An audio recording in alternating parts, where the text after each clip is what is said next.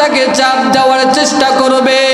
ওই অবস্থায় নামাজ দাঁড়াইয়া যাইবে, নামাজ ডাক দিয়া বলবে, ও কবরের মাটি,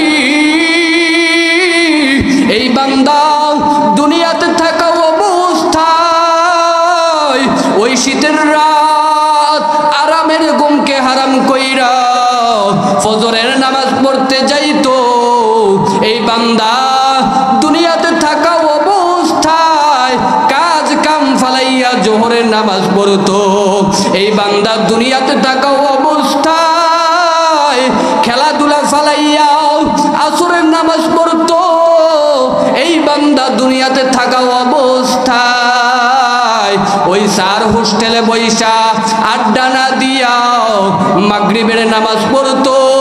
এই বান্দা দুনিয়াতে থাকা অবস্থায় এশারের নামাজ হইলে স্ত্রী সন্তানকে বসাইয়া রাইখা আল্লাহকে প্রাধান্য দিয়া এশারের নামাজ পড়তে যাইতো।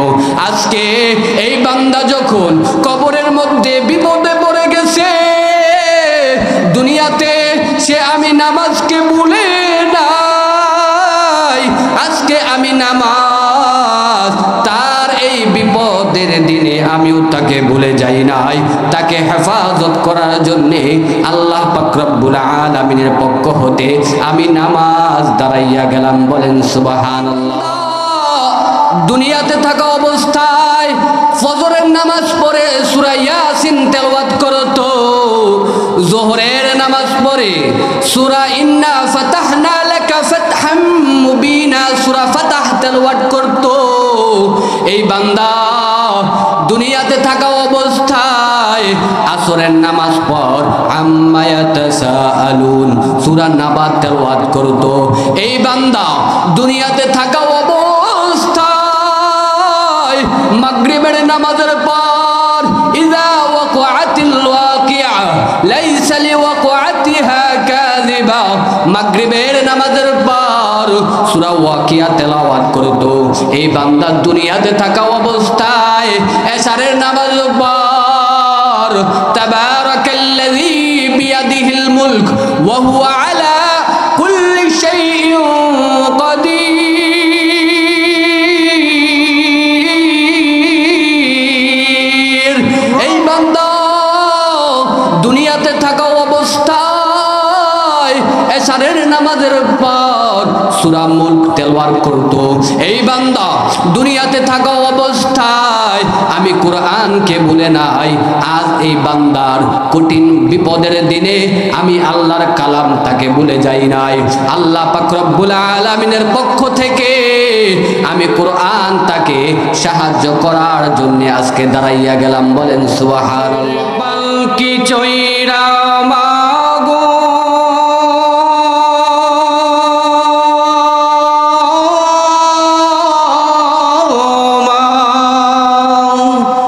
বাঁশের পালকি চৈরা মাগো যাহু যে কোথায় চলে, কোথায় আবার ঘর বানাইলা যাও না আমায় বলে মাগো,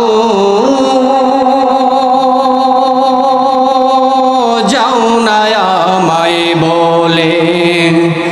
বাঁশের পালকি চৈরা মাগো যাহু যে কোথায় চলে, কোথায় আবার ঘর বানাইলা যাও না আমায় বলে মাগো, যাও না আমায় বলে। তুমি ছাড়া কেমনে থাকি একলা শূন্য ঘরে, কেউ তো ভালোবাসি না এই পৃথিবীর পরে। একটু কথা কও না গো মা,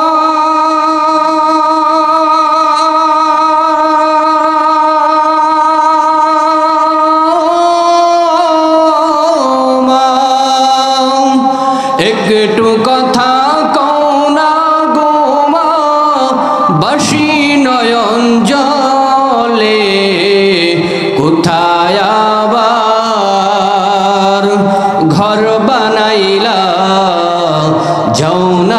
আমায় বলে মাগো যাও না আমায় বলে।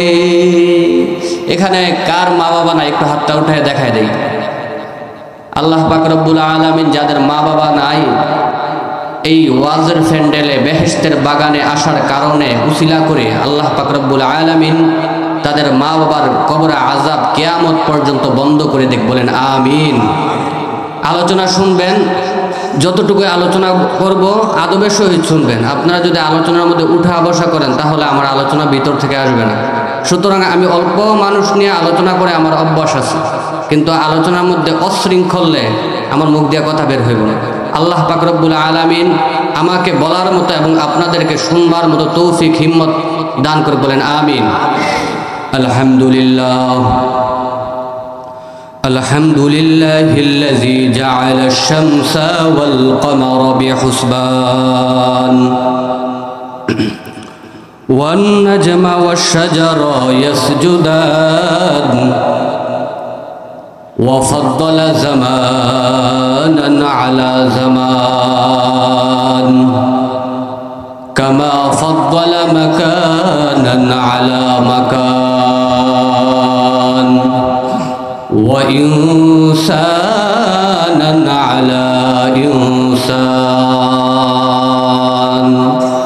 ভাই একটু দিবেন। ونشهد أن لا إله إلا الله وحده لا شريك له ونشهد أن سيدنا ومولانا محمدا عبده ورسوله أما بعد فقد قال الله تعالى في كلامه المجيد والفرقانه الحميد أعوذ بالله من الشيطان الرجيم بسم الله الرحمن الرحيم ادعوني أستجب لكم وقال الله تعالى في كلامه المجيد وما خلقت الجن والإنس إلا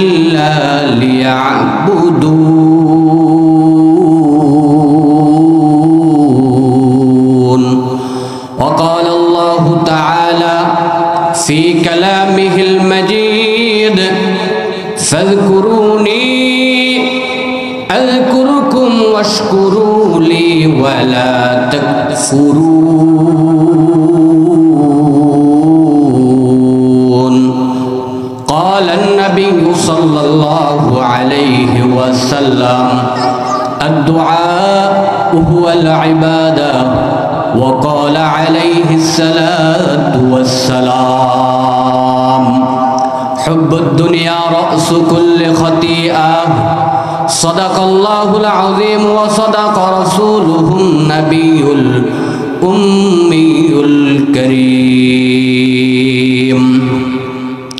সকলে দুরূদ শরীফ পাঠ করি। আল্লাহুম্মা সাল্লি আলা মুহাম্মাদিন ওয়া আলা আলি মুহাম্মাদ কামা সাল্লাইতা আলা ইব্রাহিমা ওয়া আলা আলি ইব্রাহিম ইন্নাকা হামিদুম মাজিদ। আল্লাহুম্মা বারিক আলা محمد وعلى آل محمد كما باركت على إبراهيم وعلى آل إبراهيم إنك حميد مجيد ربي زدني علما ربي زدني علما ربي زدني علما ربي رب اشرح لي صدري ويسر لي أمري واحلل عقدة من لساني يفقهوا قولي سبحانك لا علم لنا إلا ما علمتنا إنك أنت العليم الحكيم बातिल से दबने वाले ऐ आसमान ही हम बातिल से दबने वाले ऐ आसमान ही हम सूबर कर चुका है तो इम्तिहा हमारा मुहम्मद ने आकर कुफ्र को मिटाया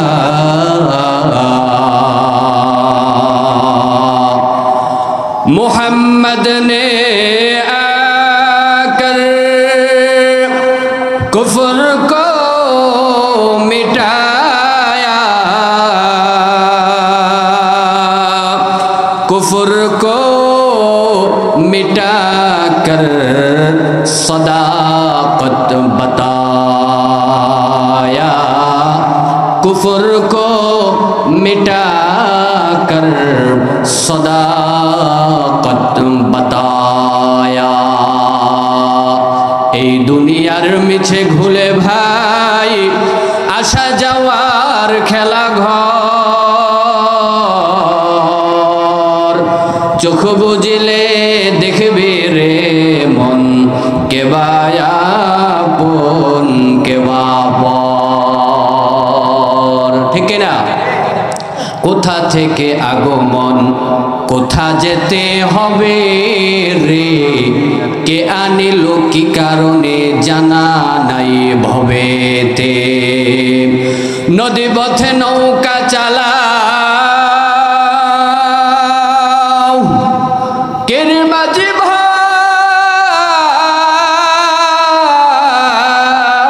ভাই বেলা ডুবার আগে আমি উপার হতে চাই ডুবে গেলে বেলার ভাই সে তো উঠে নাও ভেঙে গেলে মেলার ভাই সে তো জমে না हकीकत से तो दुनिया बेखबर है दुनिया की नुमाइश पर नजर है नमी गोयंद के आज दुनिया जुदा बाश बोहर कारे के बाशी बा खुदा बाश या हम सब या मुसाफिर है कब्र आखिर ठिकाना कोई आगे रवाना है कोई पीछे रवाना अल्लाहुम्मा सल्ले अला मुहब्बते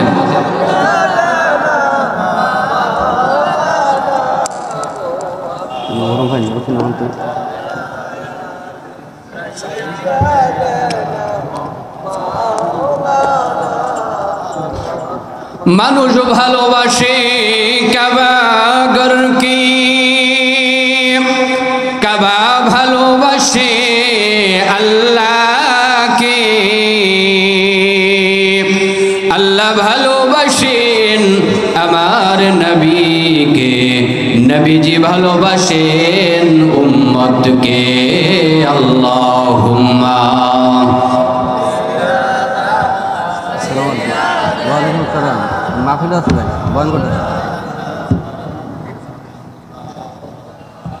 وعلى آل سيدنا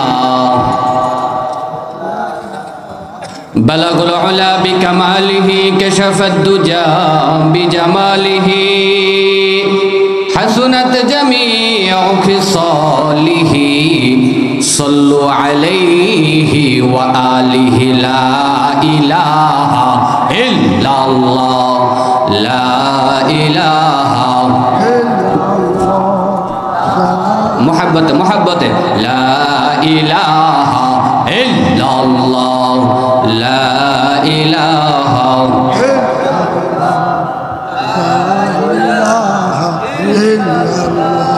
এই কালেমা মানবে যারা কাজে লাগবে মরণ বেলা ঠিক না এই কালেমা মানবে যারা কাজে লাগবে মরণ বেলা এই কালেমার রৌশনীতে এই কালেমার রৌশনীতে কবর হবে উজালা লা ইলাহা ইল্লাল্লাহ লা ইলাহা লা ইলাহা ইল্লাল্লাহ লা ইলাহা ইল্লাল্লাহ লা ইলাহা লা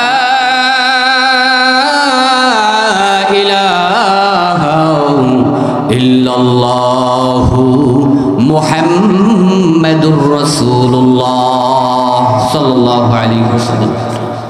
আল্লাহ পাক রব্বুল আলামিনের দরবারে লক্ষ কোটি শুকরিয়া, যে মহান রব্বুল আলামিন অত্যন্ত দয়া করে মায়া করে এই বেহেশতের বাগানে কোরআন ও হাদিসের মজলিসে আমাদেরকে আসবার বসবার এবং আমাকে আমলের নিয়তে ইখলাসের সহিত কিছু কথা বলবার এবং আপনাদেরকে শুনবার মতো তৌফিক ধৈর্য হিম্মত যে রব্বে কারিম দান করেছেন, সেই রবের দেওয়া জবান দিয়ে, সেই রবের দেওয়া শক্তি দিয়ে, সেই রবের শেখানো কালিমা সকলে জোরে সরে বলে আলহামদুলিল্লাহ।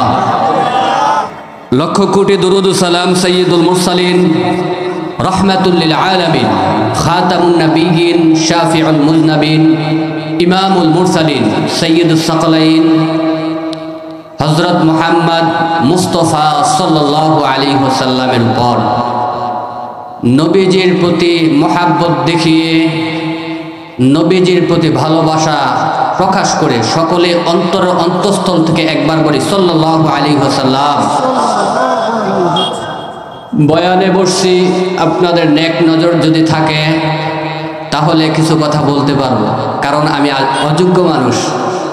আর যদি আল্লাহ পাক রব্বুল আলামিনের আশেকের পাগলের নেক নজর থাকে তাহলে আল্লাহ পাক রব্বুল আলামিন অস্থায়ীভাবে সেই মানুষটাকে যোগ্য করে দেন। বলেন সুবহানাল্লাহ।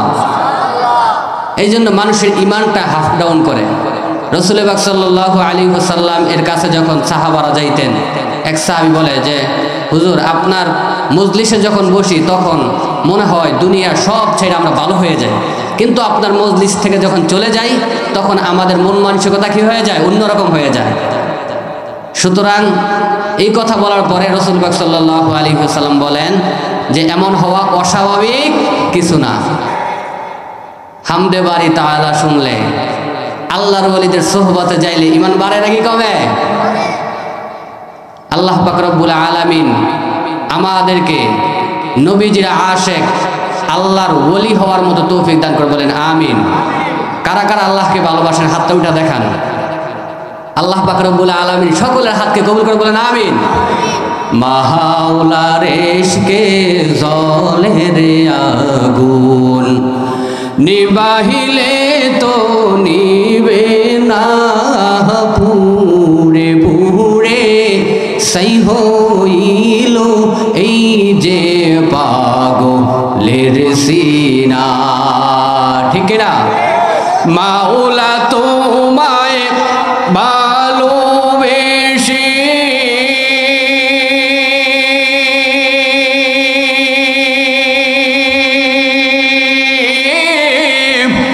কলিজা পুইরা গন্ধ আসে, মাওলা তোমায় ভালোবেসে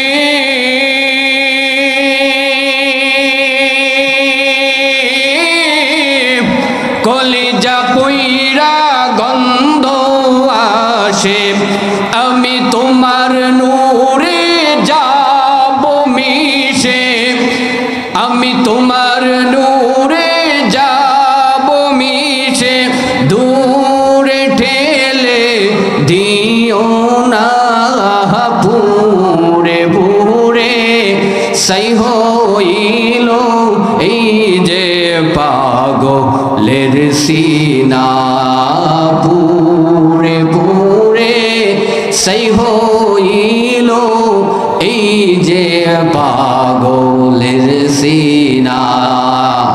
মাওলার প্রেমে পাগল হওয়া দরকার আছে নাকি নাই?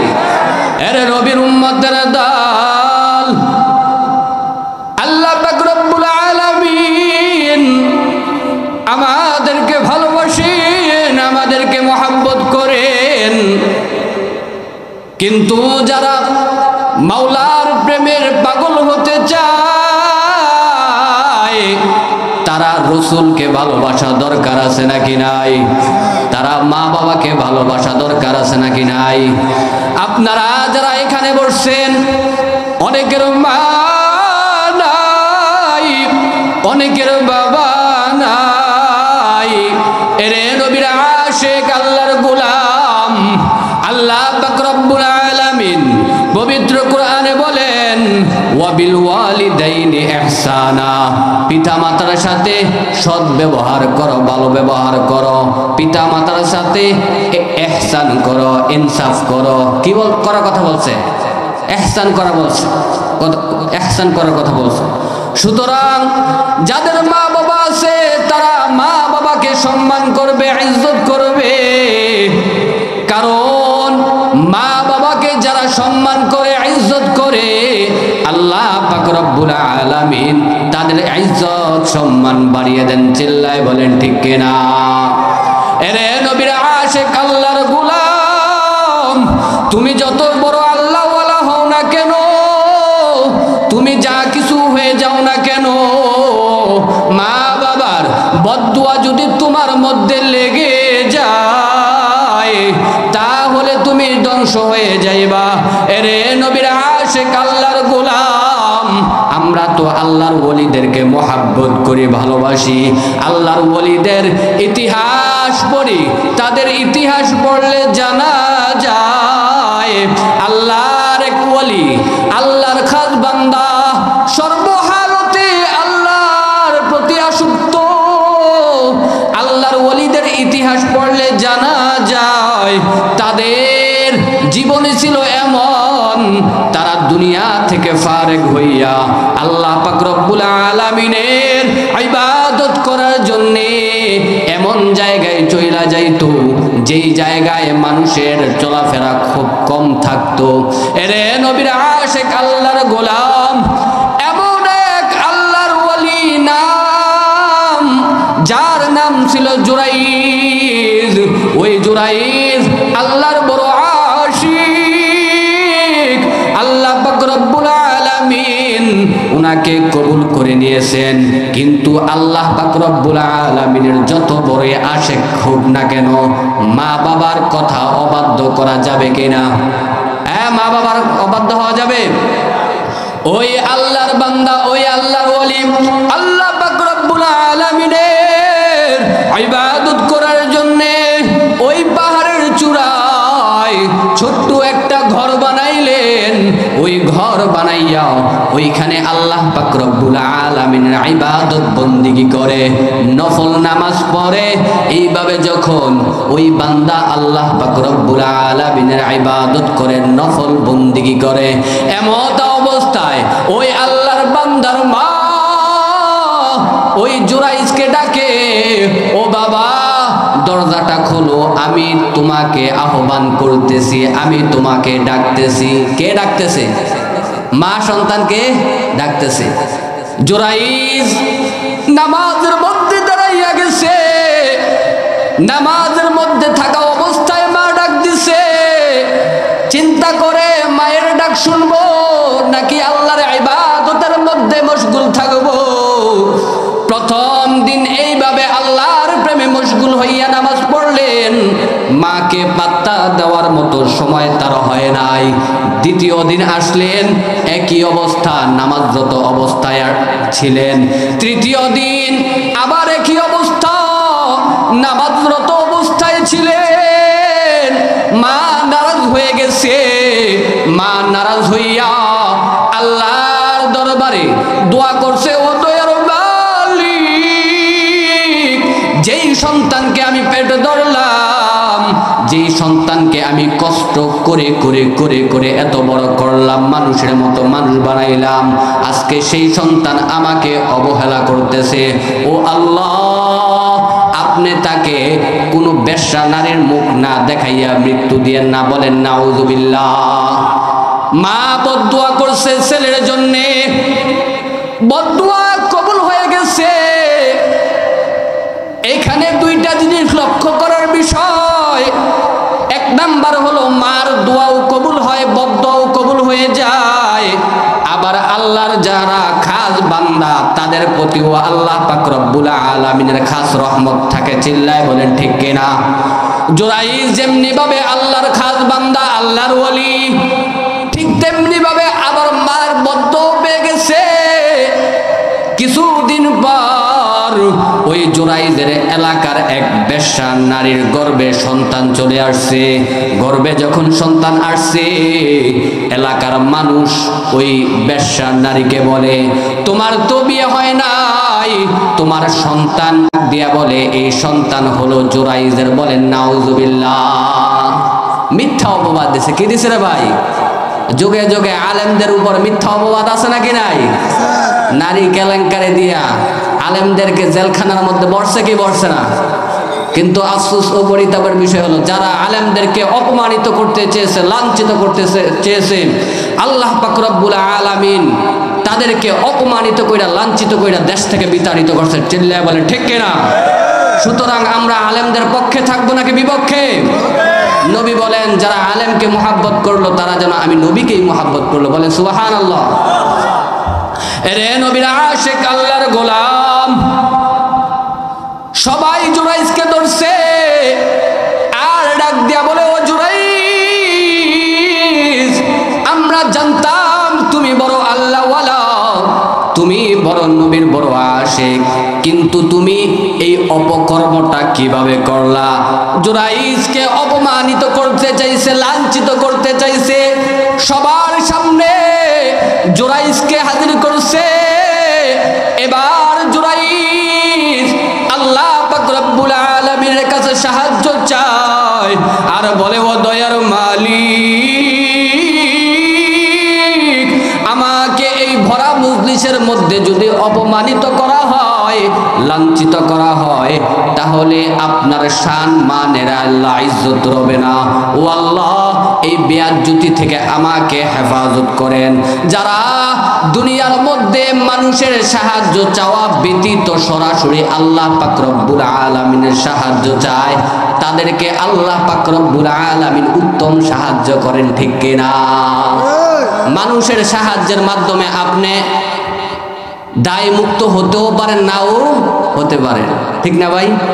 কিন্তু আল্লাহ পাক রব্বুল আলামিন সরাসরি যে সাহায্যটা করবে, ওই সাহায্যের মাধ্যমে আপনাকে এমন ভাবে দায় মুক্ত করবে, শুধু তাই নয়, যে আপনাকে অপমান করতে চাইছে সে কঠিন ভাবে অপমানিত হইবে, লাঞ্ছিত হইবে। চিল্লা বলে ঠিক কিনা? এই জন্য আমরা তো সাহায্য চাই আগে পাড়া প্রতিবেশীর কাছে, আত্মীয় স্বজনের কাছে, কিন্তু উচিত ছিল কার কাছে সাহায্য চাওয়া? আল্লাহ পাক রব্বুল আলামিন আমাদেরকে সঠিক বুঝার মতো তৌফিক দান করে। বলেন আমিন।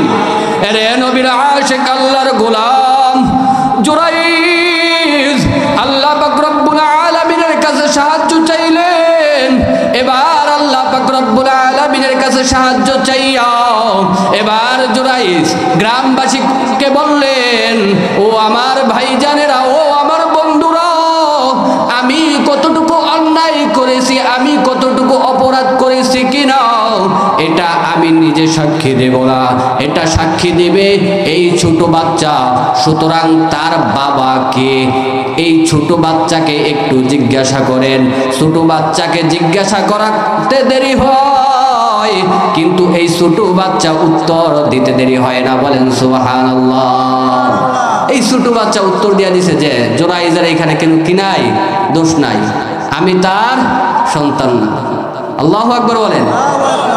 এই জন্য ভাই, আল্লাহ পাক রব্বুল আলামিনের সাহায্য যারা চায় তাদেরকে আল্লাহ পাক রব্বুল আলামিন সাহায্য করেন। সুতরাং তারপরও জুরাইজ একটু অপমানিত হয়েছে, হেনস্থা হয়েছে। কেন হয়েছে? মায়ের বদদুয়ার কারণে। এই জন্য মাদেরকে বলবো যে যত কঠিন পরিস্থিতি আসুক না কেন, সন্তানের জন্য হেদায়েতের দোয়া করবেন। যদি সন্তান খারাপ হয় আর ভালো হলে তো আলহামদুলিল্লাহ, নূরুন আলা নূর। সন্তানদেরকে কখনো বদদুয়া দেওয়া যাবে এরে নবীর আশিক আল্লাহর গোলাম, মায়ের দোয়া লওয়া দরকার আছে নাকি নাই? এরে নবীর আশিক আল্লাহর গোলাম মুসা আলাইহিস সালাতু ওয়াস সালাম আল্লাহর কাছে দোয়া করে, ও দয়ার মালিক, আমি তো জান্নাতে থাকবো, কিন্তু জান্নাতের মধ্যে আমার সঙ্গী কে হবে? জান্নাতের মধ্যে আমার প্রতিবেশী কে হবে? আমি মুসার সাথে জান্নাতের মধ্যে কে থাকবে? এবার আল্লাহ পাক রব্বুল আলামিন জানাইয়া দেয়, ও মুসা, তোমার সাথে জান্নাতে থাকবে একজন সাধারণ কসাই। চিল্লায় বলেন আল্লাহু আকবার। কে থাকবে জান্নাতে? কসাই থাকবে। মুসা আলাইহিস সালাতু ওয়াস সালাম আল্লাহর কাছে বলে, ও দয়ার মালিক, কসাই আমার সাথে জান্নাতে থাকবে, কি এমন আমল করে সেটা আমার জানা দরকার। আল্লাহ পাক রব্বুল আলামিনের নির্দেশে কসাই বাড়িতে ওই মুসা আলাইহিস সালাতু ওয়াস সালাম চলে গেলেন। কসাই গোশত কাটে, গোশত বিক্রি করে, কিন্তু সবচাইতে তাজা গোশতটা আলাদা করে রাখে। এই গোশতটা যখন তার নিজ বাড়িতে নিয়ে যায়, এমত অবস্থায় মুসা আলাইহিস সালাতু ওয়াস সালাম বলে, ও ভাই আমার, আমি তোমার বাড়িতে মেহমান হতে চাই। কি হতে চাই? মেহমান হতে চাই। আমাদের বাড়িতে তো মেহমান আসলে আমরা নারাজ হই, ঠিক কিনা? কিন্তু মেহমান বাড়িতে আসলে আল্লাহ পাক রব্বুল আলামিন ওই বাড়ির মধ্যে কি দান করেন? বরকত দান করেন, উত্তম রিজিকের ফয়সালা করে দেন। আমাদের জাতির পিতা হযরত ইব্রাহিম আলাইহিস সালাতু ওয়াস সালাম এর একটা আদর্শ হলো, উনি কখনো মেহমান ছাড়া খাবার খাইতেন না। বলেন সুবহানাল্লাহ। মেহমান ছাড়া কি করতেন না? খাবার খাইতেন না। এই জন্য মেহমান আসলে যদি খুশি হতে পারেন, দেখবেন আল্লাহ পাক রব্বুল আলামিন আপনার রিজিকের মধ্যে, কামাই রুজির মধ্যে কি দান করবেন? বরকত দান করবেন। রে নবীর আশিক আল্লাহর গোলাম মুসা আলাইহিস সালাতু ওয়াস সালাম ওই কসার বাড়িতে মেহমান হয়ে গেলেন। ওই কসার পিছনে পিছনে ওনার বাড়িতে গেলেন। বাড়িতে যাওয়ার পর তাকাইয়া দেখে ওই কসাই সুন্দর করে গোশতটা পাকায়। গোশতটা পাকাইয়া মায়ের কাছে যায়, মাকে ডাক দিয়া বলে, ও মা, ব্যস্ততার কারণে আপনার খেয়াল রাখতে পারি না, আপনার সেবা যত্ন করতে পারি না। ও মা, আমার যদি কোনো ভুল বেয়াদবি হয়ে থাকে, আমাকে তুমি অভিশাপ দিও না, আমাকে তুমি ক্ষমা করে দিও, আমাকে তুমি মাফ করে দিও। এইভাবে মায়ের কাছে ক্ষমা চায়, এইভাবে মায়ের কাছে মাফ চায়। আর গোশতটা সুন্দর করে পাকাইয়া মাকে সুন্দর করে গোসল করাইয়া যখন গোশতটা খাওয়ায় আর ক্ষমা চায়, আর মা আল্লাহর কাছে দোয়া করে, ও দয়ার মালিক, আমার সন্তান আমাকে মুহাব্বত করে, আমার সন্তান আমাকে ভালোবাসে, আমার সন্তান আমার যেই খেদমত করে, ও আল্লাহ তুমি দেখতেছো, আল্লাহ আমার এই সন্তানের খেদমতকে তুমি কবুল করে নাও। জামানার পয়গম্বর মুসা আলাইহিস সালাতু ওয়াস সালাম এর জান্নাতের সঙ্গী আমার সন্তানকে বানাইয়া দাও। বলেন সুবহানাল্লাহ। মুসা আলাইহিস সালাতু ওয়াস সালাম বুঝতে আর বাকি রইল না, এই কসাই আমার সাথে জান্নাতে থাকবে। জান্নাতে শুধু শুধু থাকবে না, কারণ তার মার দোয়ার বদলতে আমি মুসার সঙ্গী এই কসাই হবে। বলেন সুবহানাল্লাহ। এই জন্য মায়ের দোয়া লওয়া দরকার আছে নাকি নাই? মায়ের দোয়া লৌহে মুমিন, মায়ের দোয়া লাও, মায়ের দোয়া লৌহে মুমিন, মায়ের দোয়া লাও। বিপদে পড়বে না তুমি যখন যেথায় যাও, বিপদে পড়বে না তুমি যখন যেথায় যাও। মায়ের দোয়া লৌহে মুমিন, মায়ের দোয়া লাও। মায়ের দোয়া লৌহে মুমিন, মায়ের দোয়া লও। মায়ের দোয়া লওয়া দরকার আছে নাকি নাই? আমাকে অনুরোধ করা হয়েছে মা বাবা সম্পর্কে কিছু কথা বলার জন্য। আমরা সকলেই তো মা ভক্ত, ঠিক না? আমরা সকলেই বাবা ভক্ত, মা ভক্ত, ঠিক না? সুতরাং মা বাবাকে ভালোবাসা দরকার আছে নাকি নাই? আল্লাহ পাক রব্বুল আলামিন আমাদেরকে মা বাবার হক আদায় করার মতো তৌফিক দান করে, বলেন আমিন। এখন একটা আমলের কথা বলবো। আমলের কথা বলতে যতক্ষণ লাগে এই আমলের কথা বলে ইনশাআল্লাহ বয়ান শেষ করব। আমরা তো সকলেই চাই যে আমাদের কবরের আযাব না হোক, ঠিক না? কবরে যাওয়ার পরে সকলের কবরের মধ্যে আযাব হবে, কিন্তু যারা 4টা আমল করতে পারবে তাদের কবরের মধ্যে আযাব হবে না। বলেন সুবহানাল্লাহ। বয়ানের মধ্যে শুনে থাকবেন যে কবরের 2 পাশের মাটি চাপ দেবে, ঠিক না? এক পাজরের হাড় অপর পাশে চলে যাবে। এই হাদিসটা প্রায় ওয়াজের মধ্যে শোনা যায় কি যায় না? কিন্তু শুধু 2 পাশের মাটি চাপ না, চতুর্পাশ থেকে মাটি চাপ দিবে। এই হাদিসটা আমরা কম শুনে থাকি, ঠিক না? সুতরাং ডান পাশের মাটির চাপ থেকে কিভাবে আমরা মুক্তি পাবো, বাম পাশের মাটি থেকে আমরা কিভাবে মুক্তি পাবো, মাথার দিকের মাটি থেকে আমরা কিভাবে মুক্তি পাবো, পায়ের দিকের মাটি থেকে আমরা কিভাবে মুক্তি পাবো, সে আমল জানা দরকার আছে নাকি নাই? এরে নবীর উম্মতের দল, আল্লাহ পাক রব্বুল আলামিন আমাদেরকে মহব্বত করেন। আল্লাহ পাক রব্বুল আলামিন আমাদেরকে ভালোবাসেন। আল্লাহ পাক রব্বুল আলামিন চান না আমরা জাহান্নামে জ্বলি। আল্লাহ পাক রব্বুল আলামিন চান না আমরা ওই কবরের মধ্যে আযাব ভোগ করি। এই জন্য আল্লাহ পাক রব্বুল আলামিন যুগে যুগে নবী রাসূল পাঠাইলেন। আমাদের নবীও আমাদেরকে মহব্বত করেন, আমাদের নবীও আমাদেরকে ভালোবাসেন। ওই কবরের আযাব থেকে কিভাবে আমরা মুক্তি পাবো সেই আমল আল্লাহ পাক রব্বুল আলামিন আমাদের নবীর মাধ্যমে শিখাইয়া দিয়েছে। সুতরাং কেউ যদি কবরের আযাব থেকে মুক্তি চায় তাহলে সে যেন 4টা আমল করে। কয়টা আমল? কয়টা আমল? এরে নবীর উম্মতের দল, কোন মানুষকে যখন ওই কবরের মধ্যে রাখবেন, কবরের মধ্যে রাখার পর তাকে ডান দিক থেকে ওই কবরের মাটি চাপ দেওয়ার চেষ্টা করবে।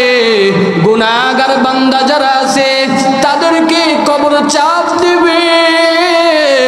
আর কোন বান্দা যখন 5 ওয়াক্ত নামাজ জামাতের সহিত আদায় করবে ওই কবরের আযাব থেকে মুক্তি পাইতে পারবে।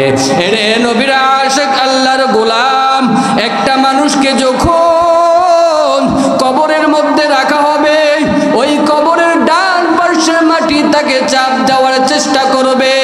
ওই অবস্থায় নামাজ দাঁড়াইয়া যাইবে, নামাজ ডাক দিয়া বলবে, ও কবরের মাটি, এই বান্দা দুনিয়াতে থাকা অবস্থায় ওই শীতের রাত আরামের ঘুমকে হারাম কইরা ফজরের নামাজ পড়তে যাইতো। এই বান্দা দুনিয়াতে থাকা অবস্থায় কাজ কাম ফালাইয়া জোহরের নামাজ পড়তো। এই বান্দা দুনিয়াতে থাকা অবস্থায় খেলাধুলা ফালাইয়া আসরের নামাজ পড়তো। এই বান্দা দুনিয়াতে থাকা অবস্থায় ওই সার হোস্টেলে বৈশা আড্ডা না দিয়া মাগরিবের নামাজ পড়তো। এই বান্দা দুনিয়াতে থাকা অবস্থায় এশারের নামাজ হইলে স্ত্রী সন্তানকে বসাইয়া রাইখা আল্লাহকে প্রাধান্য দিয়া এশারের নামাজ পড়তে যাইতো। আজকে এই বান্দা যখন কবরের মধ্যে বিপদে পড়ে গেছে, দুনিয়াতে সে আমি নামাজকে ভুলে নাই। আজকে আমি নামাজ তার এই বিপদের দিনে আমিও তাকে ভুলে যাই নাই। তাকে হেফাজত করার জন্যে আল্লাহ পাক রব্বুল আলামিনের পক্ষ হতে আমি নামাজ দাঁড়াইয়া গেলাম। বলেন সুবহানাল্লাহ। এই জন্য নামাজ পড়া দরকার আছে নাকি নাই? হ্যাঁ, নামাজ পড়া দরকার আছে নাকি নাই? নামাজ পড়েন আপনারা? ওয়াজ দিয়ে কোনো লাভ হবে না যদি নামাজ আমরা না পড়ি। কেমন করে ঘুমাও তুমি ফজর করে কাজা, এমনতে হতে পারে জোহরে জানাজা। ঠিক না? ফজরের নামাজ পড়লেন না, আপনার কথার কথা, ফজর একটু পরে মারা গেলেন, এই এক ওয়াক্ত নামাজ আপনার ছুটে যাওয়ার কারণে কবরে আযাব হবে কি হবে না? এই জন্য নামাজ পড়া দরকার আছে নাকি নাই? আল্লাহ পাক রব্বুল আলামিন আমাদেরকে 5 ওয়াক্ত নামাজ জামাতের সহিত পড়ার মতো তৌফিক দান করে, বলেন আমিন। এরে নবীর আশিক আল্লাহর গোলাম, ডান পাশের মাটির চাপ থেকে ওই নামাজ হেফাজত করবে। এবার বাম পাশের মাটি চাপ দেওয়ার চেষ্টা করবে। এবার যখন বাম পাশের মাটি চাপ দেয়, সওম দাঁড়াইয়া যাবে, রোজা দাঁড়াইয়া যাবে। আর ওই কবরের মাটিকে বলবে, ও কবরের মাটি, এই বান্দা দুনিয়াতে থাকা অবস্থায় আল্লাহর দেওয়া হুকুম ওই রমজান মাসে 30টা রোজা রাখতো। সে ইচ্ছা করলে পানির মধ্যে ডুব দিয়া পানি পান করতো। এসে ইচ্ছা করলে ঘর বন্ধ করে দরজা লাগাইয়া সবার আড়ালে গিয়া সে পানি বক্ষণ করতে পারত, পানি পান করতে পারত। কিন্তু সে আল্লাহ পাক রব্বুল আলামিনকে ভয় করেছে, আল্লাহ পাক রব্বুল আলামিনের দরবারে তাকওয়া অবলম্বন করেছে। সে দুনিয়াতে থাকা অবস্থায় আমি রোজাকে ভুলে যাই না। আজ তার কঠিন মুসিবতের দিনে আমি রোজাও তাকে ভুলে যাই নাই। সে যখন আজকে বিপদে পড়ে গেছে, আল্লাহ পাক রব্বুল আলামিনের পক্ষ হতে আমি রোজা তাকে হেফাজত করার জন্য দাঁড়াইয়া গেলাম। বলেন সুবহানাল্লাহ। রোজা রাখেননি আপনারা? হ্যাঁ, রোজা রাখেন। এখনের বাবা মারা হলো আধুনিক বাবা মা। আমাদের মা বাবা আমাদেরকে ছোটবেলা থেকেই রোজা রাখাইছে। কষ্ট হইলে, ছোট থাকলে যদি বেশি ছোট হয়, সারা মাস অন্তত একটা রোজা রাখ, ঠিক কিনা? এর চেয়ে বেশি ছোট হইলে অর্ধেক বেলা রোজা রাখ, ঠিক কিনা? তো আমরা ছোটবেলা থেকে রোজা রাখা অভ্যস্ত। কিন্তু এখনের মা বাবা ছেলে মেয়েদের প্রতি অতিরিক্ত ভালোবাসার মহাব্বত দেখায় যে রোজা রাখিস না, রোজা রাখলে কষ্ট হয়, ঠিক কিনা? শরীর স্বাস্থ্য দুর্বল হয়ে যাব। সব কিছু ভালো, কিন্তু অতিরিক্ত কোনো কিছুই ভালো না, ঠিক কিনা? সন্তানকে ভালোবাসবো, স্ত্রী সন্তানকে ভালোবাসবো, মা বাবার হক আদায় করব। আল্লাহ পাক রব্বুল আলামিন যেইভাবে ভালোবাসার কথা বলছেন, যেইভাবে হক আদায় করার কথা বলছেন, সেইভাবে ভালোবাসবো। চিল্লায় বলে ঠিক কিনা? আল্লাহ পাক রব্বুল আলামিন আমাদেরকে রোজাগুলো সহিভাবে, সঠিকভাবে আদায় করার মতো তৌফিক দান করে, বলেন আমিন।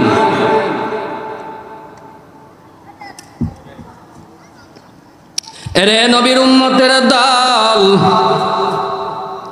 ডান পাশের মাটি চাপ দিবে, নামাজ দাঁড়াইয়া যাবে। বাম পাশের মাটি চাপ দিবে, রোজা দাঁড়াইয়া যাবে। এবার পায়ের দিক থেকে চাপ দেওয়ার চেষ্টা করবে। এই বান্দাকে হেফাজত করার জন্য সৎকার আমলগুলো দাঁড়াইয়া যাবে। সৎকার আমলগুলো বলবে, ও কবরের মাটি, এই বান্দাকে আল্লাহ পাক রব্বুল আলামিন, এই বান্দা যখন দুনিয়ার মধ্যে ছিল, আল্লাহ পাক রব্বুল আলামিন তাকে অর্থ সম্পদ দান করছে। আল্লাহ পাক রব্বুল আলামিন তাকে ধনী বানাইছে। আল্লাহ পাক রব্বুল আলামিন তাকে সম্পদশালী বানাইছে। কিন্তু এই বান্দা দুনিয়াতে থাকা অবস্থায় এই টাকা পয়সা নাচ গানের মধ্যে ব্যয় করে নাই। এই বান্দা দুনিয়াতে থাকা অবস্থায় তার অর্থ সম্পদ টিভি সিনেমা দেখে ব্যয় করে নাই। এই বান্দা দুনিয়াতে থাকা অবস্থায় তার টাকা পয়সা অশ্লীল কাজের মধ্যে ব্যয় করে নাই। এই বান্দা দুনিয়াতে থাকা অবস্থায় তার এই হালাল রিজিকের টাকা সে মাদ্রাসাতে দিছে, এই টাকা সে মসজিদের মধ্যে দান করছে, গরিব দুঃখী মানুষদেরকে সে সাহায্য সহযোগিতা করছে। বিভিন্ন জায়গায় মাহফিল হইলে ওই মাহফিলের মধ্যে সাহায্য সহযোগিতা করছে, তার হালাল রিজিকের টাকাগুলো সে দান করে দিছে, সদকা করে দিছে।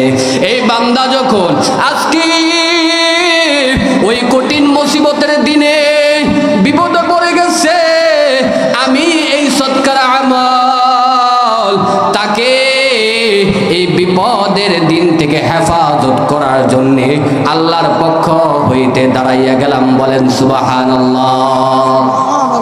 সুতরাং ডান পাশে মাটি চাপ থেকে যদি আমরা বাঁচতে চাই, নামাজ পড়া দরকার আছে নাকি নাই? বাম পাশের মাটির চাপ থেকে যদি আমরা বাঁচতে চাই, তাহলে রোজা রাখা দরকার আছে নাকি নাই?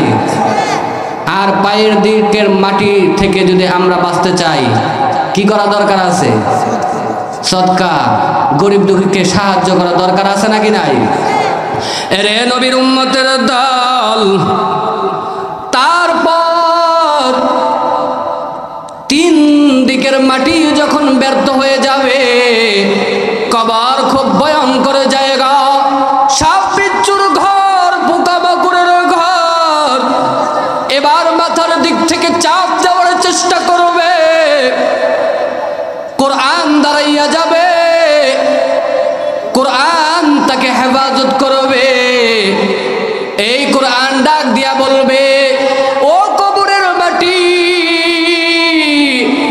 এই বান্দা দুনিয়াতে থাকা অবস্থায় ফজরের নামাজ পড়ে সূরা ইয়াসিন তেলাওয়াত করতো, যোহরের নামাজ পড়ে সূরা ইন্না ফাতাহনা লাকা ফাতহাম মুবিনা সূরা ফাতাহ তেলাওয়াত করতো।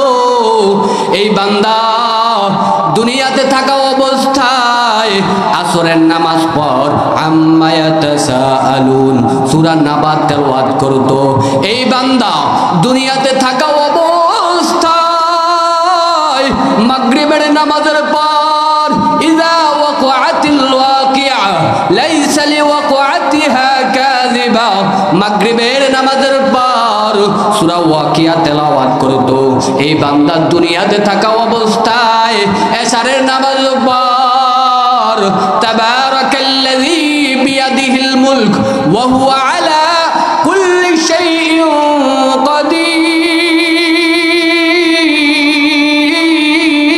কাদির। এই বান্দা দুনিয়াতে থাকা অবস্থায় এশারের নামাজের পর সূরা মুলক তেলাওয়াত করতো। এই বান্দা দুনিয়াতে থাকা অবস্থায় আমি কোরআনকে ভুলে নাই, আজ এই বান্দার কঠিন বিপদের দিনে আমি আল্লাহর কালাম তাকে ভুলে যাই নাই। আল্লাহ পাক রব্বুল আলামিনের পক্ষ থেকে আমি কোরআন তাকে সাহায্য করার জন্য আজকে দাঁড়াইয়া গেলাম। বলেন সুবহানাল্লাহ।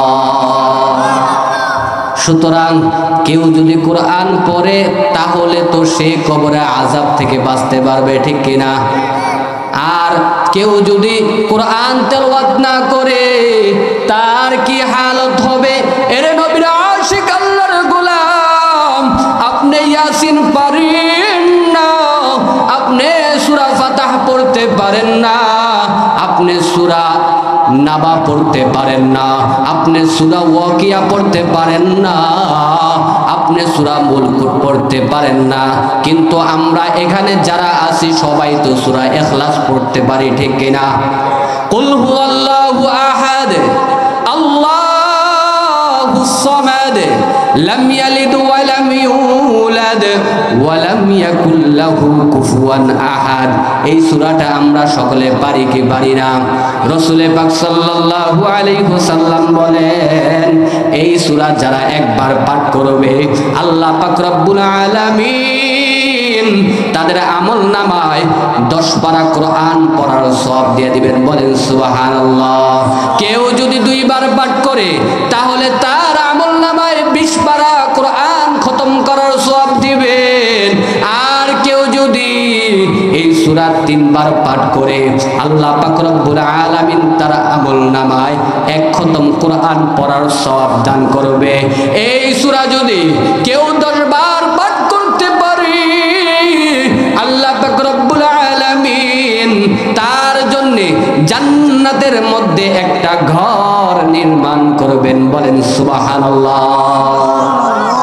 আমাদের জন্য আল্লাহ পাক রব্বুল আলামিন যে অফার দিয়েছেন, ইতিপূর্বে কোন নবীকে, কোন নবীর উম্মতকে এমন অফার দেয় নাই, ঠিক না? সুতরাং সেই নবীর উম্মত হতে পেরে আমরা খুশি নাকি বেজার?